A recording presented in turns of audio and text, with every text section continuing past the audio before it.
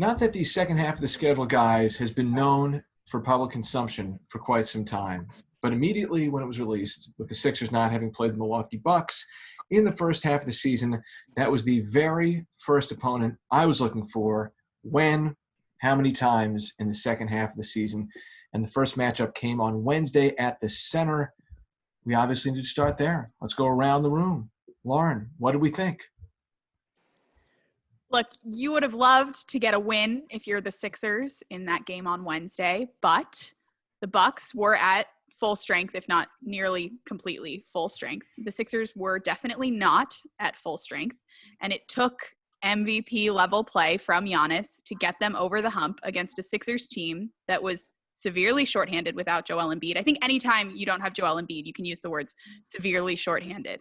It took Giannis's heroics to get over the hump against this Sixers team, absent their best player, on the second night of a back-to-back, clearly pretty exhausted. So I think that this was as close to a moral victory as any team wants to accept. I don't want to put words in anyone's mouth, but post-game, the vibes were not terrible. People felt that it was still an overall solid learning outing, and it was fun to watch. It was fun to watch. I agree. As close to a moral victory as you could have, especially coming on the second of a back-to-back, where you go deep into the final seconds of the game, come from behind against the New York Knicks, and you win that basketball game. You have to feel good about where they were, shorthanded as they were without Joel Embiid, Seth Curry going down late. The legs just had to be tired, and you don't want to make excuses, but it is what it is. And I thought they put up a valiant effort, and unfortunately, it did not come away with the W, but I cannot wait to see them now in a couple of weeks on the back-to-back, the two-game series in Milwaukee, where hopefully Embiid is back, the roster is where it's going to be at that time, and then we can really get a good gauge of where these two teams are as they stack up against one another. But a nice showing, if you will, on Wednesday night against the Milwaukee Bucks. So a lot to look forward to with these two teams. I thought Doc Rivers put it really well after the game. Could you be disappointed? It was an overtime loss. The 76ers led by as many as 19 points in the third quarter. Sure, you can be disappointed. It's against a great team, someone who's right on your heels for the top spot in the Eastern Conference. But Doc said he didn't leave the game discouraged, which I think he should not have, nor should anyone else inside that locker room have left the game feeling discouraged, because you could not evaluate what we were seeing without the context of who was available and who was not. No Joel Embiid, no Seth Curry in crunch time when the game was on the line. So you take away arguably the best player on the planet this season in Joel, and one of the best shooters not only on the Sixers roster but in the game. That is tough sledding to go up against a team as talented as Milwaukee, despite the fact that the rest of the guys aside from Giannis pretty much all had off nights for the most part. And then you throw Giannis in there and he's as great as he is. It's just for me hard to truly put so much stock into this as far as like saying, well, yes, the winner of this game is better than the 76ers at this point in time. I can't go there yet because I can't ignore the fact that Joel Embiid didn't play. I'm with it. And I would add with Giannis, he struggled in that first half. 4 points, 4 turnovers, guarded heavily by Ben Simmons. I mean, you have to wonder if Ben got a little bit more tired holding him down that way, or did Giannis just decide to turn it on? I'm not really sure, but it's worth noting that if the Sixers maybe had all their gas, they might have been able to put the clamps on Giannis the way they did for the full game. But they were on the second night of what was a late back-to-back. That first half of the back-to-back, the game started later than the second half. And Giannis really struggled until the end. And I think that that's worth noting as we continue to prepare for more of these matchups. Yeah, obviously, I'm employed by the Philadelphia 76ers, so I view the world through certain colored glasses. But I also really look forward to seeing teams who we don't get to see on a regular basis. And for me, I was really curious to see how Milwaukee would come out. They had won 5 straight coming into the game, 9 out of the last 10. And the way they came out, I was like, what? I was like, come on. The Sixers just grinded through. Seriously, I was like, the Sixers just grinded through a game the night before, hard-fought game against the Knicks. They were shorthanded, talking about the Sixers. And Milwaukee they were totally taken out of their game by the Sixers, but they also missed some shots that were there for them. By the same token, I was really impressed with the way the Sixers started the game. Very surprised, did not see that happening whatsoever. The Sixers just totally stifling Milwaukee throughout that first half. I know it's all about who emerges the winner in the end, but I thought that there was a lot of good that was done through the first 2.5 quarters of the game by the Sixers. Yeah, there was a lot of good work. And I also referenced something that Coach Doc Rivers pointed out, and you can have it for both games on Tuesday and Wednesday, which were the fact that we threw it back to the 90s with the basketball and how physical it was, the low scoring, the missed shots and all. But, it was entertaining in a different type of way. And, of course, with no Embiid out there, it was encouraging to see them perform the way that they did against two formidable opponents, even though New York was coming off of a back-to-back the night before where they played a tough one against Brooklyn, also going deep into their game. But when you look at it and just see where the schedule falls, and I'm big on how did it happen. So when Doc Rivers talks about the disappointment, sure, we can be disappointed because it was a 19-point lead. You saw Milwaukee surging back. Okay, let's get everything together. Let's slow the offense down maybe a little bit. Let's pick and choose where we're going. Let's be better in transition. There are a lot of things to point out. But once again, when you're shorthanded the way you were, playing the late game that Lauren mentioned, and still being in it and never going away, mind you, even when Milwaukee had that momentum and they took it, the 76ers did find a way to take it back. Unfortunately, the W ensued at the end, but still something to look forward to. Hopefully you don't have too many more games. We know there's a stretch here without Embiid for a little bit of time, but going forward, there's something to take away from a game like this. There's always something to take away from losses like you suffered last night, and I'm sure with the coaching staff that they had, they'll point out and find those things that they need to work on. So to build on that point, the 76ers, depending on how you view things and what's going to happen beyond the regular season, there's a couple ways that you can look at it. The 76ers, barring something totally unimaginable, are going to be in the playoffs and very, very likely a top 4 seed. Are they going to be the 1 seed? There might not be as much margin for error for the 1 seed as being a top 4 seed. So does a win or a loss against the Bucks on Wednesday, how much does that matter in the grand scheme of things? I don't know if you're the Sixers, given where they are right now, if you need to place that much weight in whether it's a win or a loss. I think you can make the case that the loser of Wednesday's game could emerge from that game feeling better about itself and the way it matched up than the winner of that game. That might be a little bit of a reach. No, I get it. I get it again. And then Giannis at the end gave them a little bit of some fuel there as well with sitting on the floor. And I'm sure the players weren't too happy about that at the very end after he hit that 3-pointer to basically seal the deal. So, but again, like I said, and I agree with you, Seltz, just being able to take away from some things, knowing that you were in a tough spot coming off of the game before against the New York Knicks, where that was a tough one. Sure, you can take a lot of things from this, feel good about yourself, and point out, hey, they needed every second to beat us tonight. And sure, we were home and we played very well at home, but that conversation can be had where you don't want to use that as the only thing, but it's a thing where they needed every second, every available player that they had to take us down, including the reigning MVP, Lauren, that you mentioned.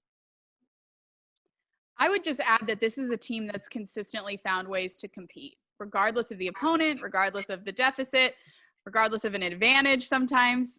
It's a team that always knows how to compete, and that's really fun. That we've had games where we've been down 19. We, the Sixers fans, the Sixers have been down 19, and they've found a way to come back and compete. Obviously, you never want to blow a lead.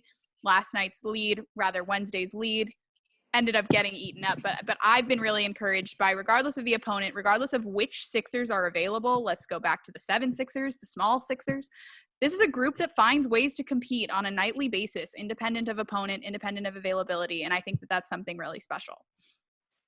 The one thing that we could analyze from this game, regardless of whether or not Joel Embiid was playing or the Bucks had to sit certain guys because they were involved in a trade, we'll talk about that in a moment, is how Ben Simmons went up against Giannis Antetokounmpo head-to-head. I think that's something that everyone was looking forward to. Doc Rivers with a lot of praise for Ben after the game. Dee, what did you make of that matchup? I like what he did because of previous matchups, things that we've seen in before where although he's 6'10", 6'11", Ben Simmons, and Giannis is also a big human, and what he's able to do offensively, sometimes we have seen Ben struggle where you've had to use Joel Embiid. You also had to use last season Al Horford to also match up with Giannis. And in this case, I thought Ben did a tremendous job early on with standing his ground, bodying him up on the low block, bodying him up on the face up where he decided to face up and turn his body, figuring out which way he wanted to play him on the perimeter. I'm going to back off because you're not a great shooter, but then I'm also going to jab at you a little bit, show, and see what you do, make you dribble.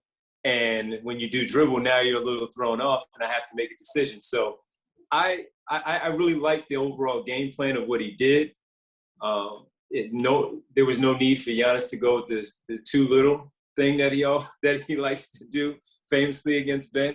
And I think Ben Simmons held up and held his own last night, showing why he is the Defensive Player of the Year candidate, a worthy one, and maybe even the leader for a lot of people. And another point, Seltz, something to take later on when these two teams see each other in the future, whether it's the two regular season games in Milwaukee, and if by chance they see one another in the postseason, that this is a matchup where you can throw Embiid as well as Simmons, and if need be, as a third, some good things because of his lateral movement, Dwight Howard, and how he's able to move as well. So I like what Simmons did defensively last night. I pick a little bit at some of the things, and I'm sure everyone was a little fatigued, but at the end, offensively, when they needed a little more, I would have liked to have seen Simmons do a little bit more just to help out with Harris off, Milton having an off type of night, and a few others as well. But overall, I thought a solid game from Ben Simmons, especially defensively against Giannis, despite the 32 points late. To me, if I'm a Bucks fan, I'm frightened by what I saw last night, knowing that these teams could end up in a best-of-7 situation down the road. If this is what Ben was able to do, tired, if this is what the Sixers were able to do without Joel, I am a very concerned Bucks fan this morning. I am not wanting to run into the Sixers in the postseason. Again, I think we just keep going back to the same point. This is as close to a moral victory as you can get. I love what you said about Ben really putting Giannis in. The Sixers Twitter has decided to start putting players in the penitentiary when he locks somebody up. So Giannis was in there for 2.5 quarters, and I love to see it. The intensity that Ben has been bringing on defense, his sharing last night was wonderful. He's just really found another level, and I'm excited to see him continue to unlock more without Joel in the next couple of weeks, because it's going to be really cool for him if he continues on the trajectory that he's on. So the numbers, according to NBA.com, Ben Simmons on Giannis for over 8 minutes in the game on Wednesday. During that time, Giannis 2 for 8 from the field. Now, again, you can only take these numbers with a grain of salt. They list him as 0 for 3 from 3, but of course, Ben was in the vicinity and decided to back off Giannis when he hit that 3 in the overtime period. So, take these numbers with a grain of salt. But 4 turnovers committed by Giannis with Ben on him. So those are obviously really good numbers. And yes, to circle back to what you said, Devon, and brought this up first, last year, Giannis was pretty much Joel's guy defensively. Right. And that's a weapon that the 76ers, we won't know until they play again, hopefully, if Joel's out there, if Doc Rivers sees the world defensively the same way that Brett Brown does and wants to try Joel on Giannis a little bit. I think that, right, on the offensive end, the 6 for 16 by Ben, you want to see better there. The 0 attempts in the free throw column, you want to see more there.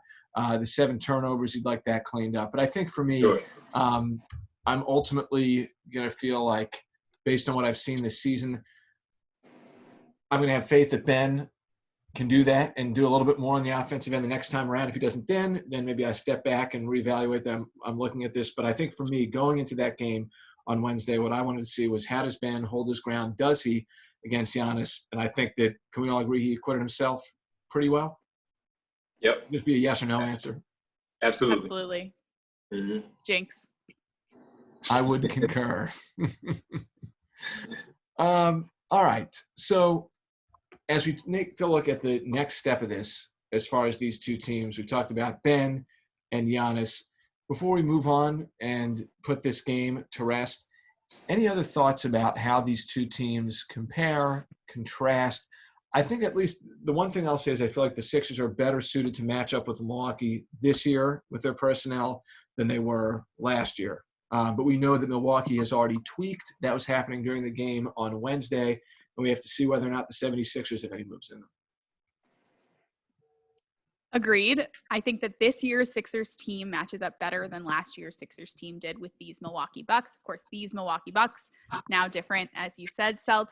But we saw some good defense from Tobias Harris last night. We saw Matisse Thybulle do some of what he can do. The two of them had some solid possessions against Chris Middleton, who is still Milwaukee's probably secondary weapon, right, if not Drew Holiday.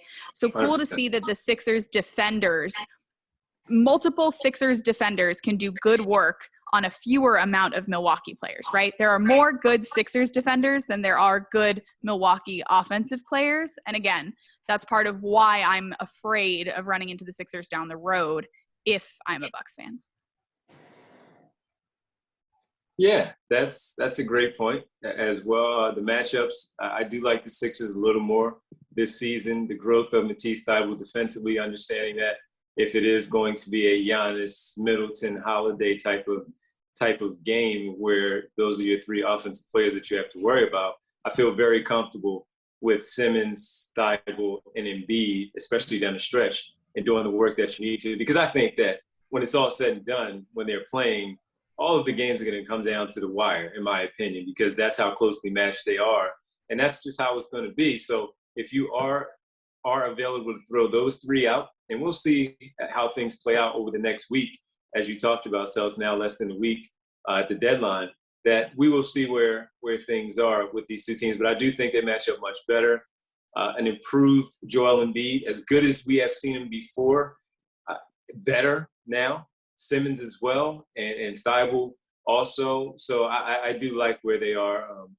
My one concern is that they, as good as Giannis was, and Lauren, you already mentioned it, Middleton did have an off night, and Drew Holiday as well. Still, if you will, recovering from the COVID situation that he was down for a while. So seeing where they are later on in the season. But I would also believe that the Sixers are much improved by then as well, and have their legs and understand the entire offense and where they are, how comfortable they are within their offense. So I think that that's going to be a fun matchup no matter what, wherever we see them once again. And they're a good basketball team, but I do think the Sixers fare very well against them. I'm not afraid of it. If I were forced to take some truth serum, things that I would be filing away in the back of my mind from Wednesday's game was Lopez's ability to pop out. That would concern me because he's shown in the past that if he gets going a little bit, he can knock some down. That could be tricky in the wrong moment at the wrong time. He had some key ones. Yeah, key shots. And that was something that really helped get them going. DiVincenzo's bounce, really good. He obviously made some costly defensive mistakes against Furkan Korkmaz, but DiVincenzo's a threat. And I also wouldn't expect Bobby Portis and Bryn Forbes to go combined 0 for 8 from 3 and 1 for 18 from the field again. I think they clearly underperformed the game on Wednesday. But to speak to both of your points, part of me really would love to see this matchup again. I think it would be only fitting if they met up at some point. I think if you're the Sixers, it's a great benchmark and measuring stick to try and go through a team like that won the East last year. So we know they have 2 more games at the end of April in a series at Pfizer Forum. Beyond that, I think it would be fun. I think the seeds were planted with some of the comments after the game related to the antics of Giannis. Maybe there is a stone cold stunner in the future. Who knows? Yeah. Yeah. Him doing that one, not only for the 76ers, you heard Dwight Howard speaking, but the Sixer fans were not happy with the antics of Giannis. So expect he's in the clear right now because the 2 games will be in Milwaukee. But in the postseason, and you have more than – look, Lauren, you can tell us how great it was being in the building with the 3,000-plus fans in there. But come playoff time where maybe they're a little more in there, yes, the ire of the the Sixer fans, they will be all over him, 100%.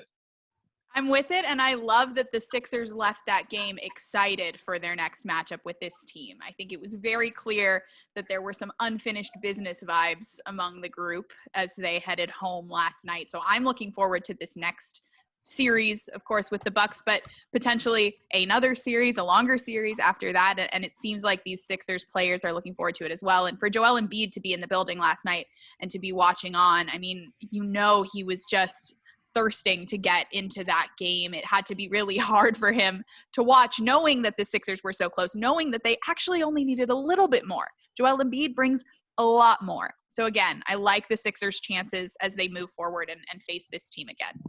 Guys, it may feel like forever ago, but two other noteworthy developments since last we spoke here on the Deep Dive. Number one, we've alluded to it, but Joel Embiid did get hurt against the Washington Wizards last Friday in D.C. Not to belabor the point, but the Sixers, they played great with or without him since coming back from the All-Star break. They were really competitive against a terrific team in Milwaukee. Do we think, D, the Sixers are capable of sustaining this high quality of play? Not saying they're going to win every game or 4 out of 5 all the time, but do we think they're capable of sustaining quality, competitive, top-of-conference play in the absence of Joel? I do. I think we've seen enough of a sample size to say that. They definitely have a tough road trip coming up. The next game tomorrow night at the Center, the final game of a 4-game homestand against the Sacramento Kings. But then when they hit the road for 6, that's going to be a tough one. So it's never easy for anyone, whether you're at full strength or without one of your better players. Of course, in this case, an MVP candidate in Joel Embiid. So I do think, though, that we have seen enough from this team to believe that they can sustain this level of play. They're, 8-2 in their last 10. It is going to be tough. It is going to be tough, but I do think that this will tell us a lot more about this basketball team, quite honestly, with what we see over the next 6 in particular with this road trip upcoming. But they are a good basketball team. You can see a structure. You can see a different type of game plan each and every night and how they would like to do things. I think they adjust in the moment, of course, with what the coaching staff does. I would have personally liked to see on Wednesday a little bit more later on in the game as things started to get a little away from you. You mentioned Dante DiVincenzo knocking down his shots, Brook Lopez as well. And even though they struggled with Portis and Forbes, they did get good looks. They just missed them. I thought that they would incorporate a little bit of zone like we saw against the Indiana Pacers just to kind of save their legs a little bit because of the fatigue factor the night before against the New York Knicks. But even with that being said, we've seen it before. So we know that that's something that they can pull again out of their hat. So I think we've seen enough of a certain amount of things, different things that will make Sixer fans and observers feel good about where this team is, despite the fact that he is not there, Joel Embiid. I like the idea of seeing a little bit of zone on this road trip. It's going to be a very tiring one. You mentioned it. I don't know for sure that I'm convinced that they're going to be able to win almost half of those games on the road, but it's one of those situations where they have been playing incredibly well, or certainly exceeding expectations without Joel thus far. So I would hope that the team can continue building on what they have already done over these last few without Joel.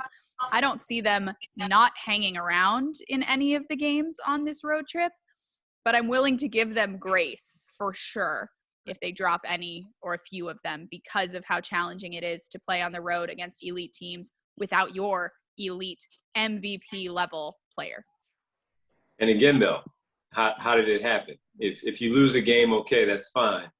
But how did it happen where you lost? You don't want to just sit there and say, okay, you're on a 6-game road trip, you had a tough night, and you get your doors blown off. Were you competitive? And I think that's where that's something that they hang their hats on, that they compete every night. And as long as we see it that way, I'm sure we can look at it realistically with where they will be, not making excuses, but just understanding the situation and where they are. I think we need to call that the rule of Givens, the how did it happen factor. How did it happen? How did it happen? I'm making that a Friday deep dive decree. We can do that the every rule week. Of Givens. Every week. Yeah, the road trip is no joke. It starts with a revenge matchup at the Garden against the Knicks, then only a day separating the Sixers from their first game out west against Golden State. Next Thursday at the Lakers, Saturday the Clippers, 2 days idle, go to Denver, and then 2 days later in Cleveland against a team that beat Boston the other night. So no team easy that has sledding. beaten the Sixers twice.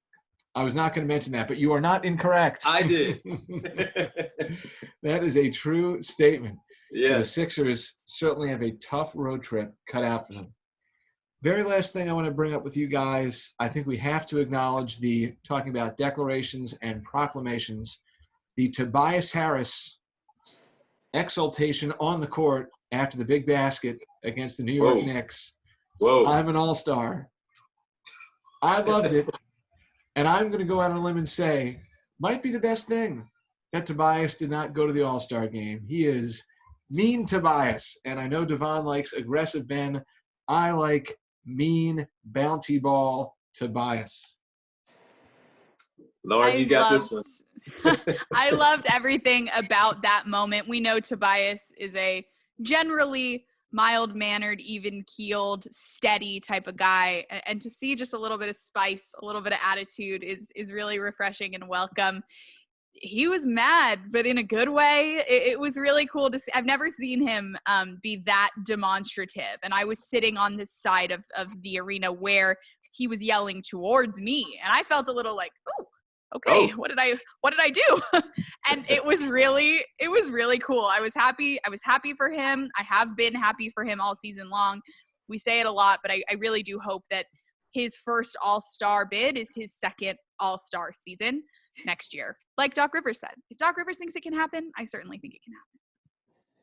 Well, when I saw it immediately after the game, I think, Subs, you had posted the video actually on your Twitter account.